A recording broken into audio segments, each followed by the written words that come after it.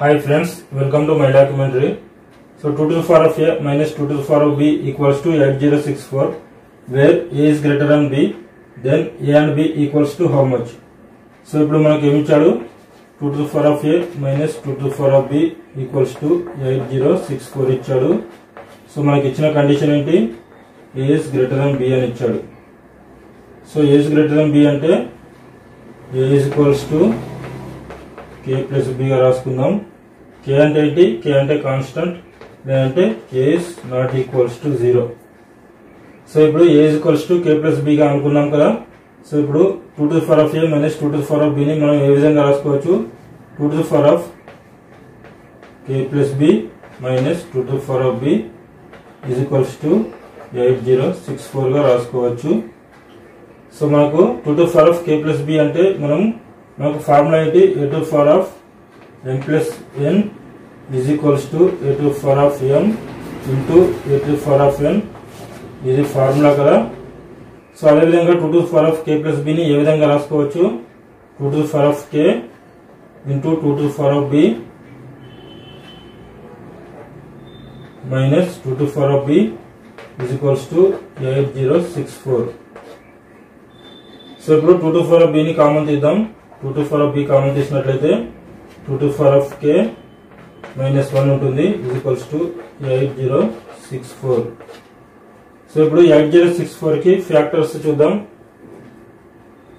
So 8064 కి 2 చేసినట్లయితే 240, 2 3 జా 2 2 జా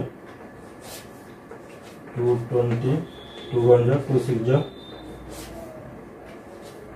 2 10 0 8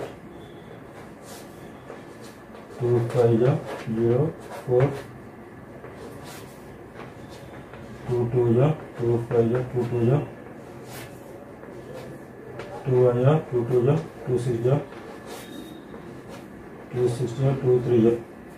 So 1 2 3 4 5 6 7 7. So 2 to the power of b into 2 to the power of k minus 1 is equals to 2 to the power of 7 into 63. So ఇప్పుడు first కేసులో 2 to the power of b ని 2 to the power of 7 గా తీసుకుందాం.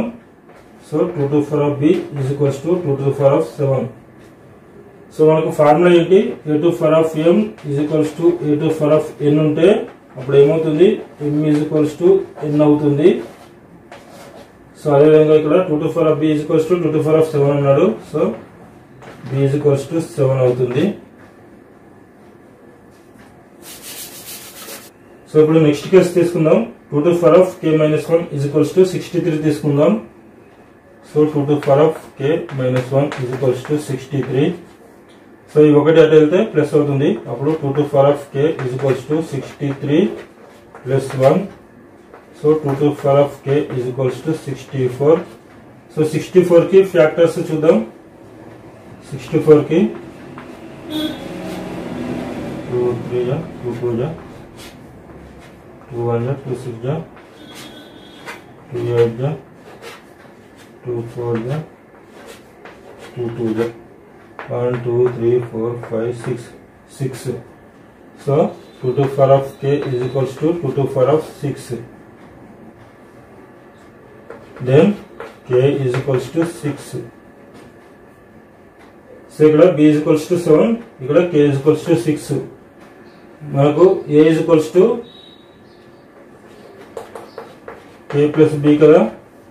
అప్పుడు a is equals to k అంటే 6 plus b అంటే 7, that is equals to 13.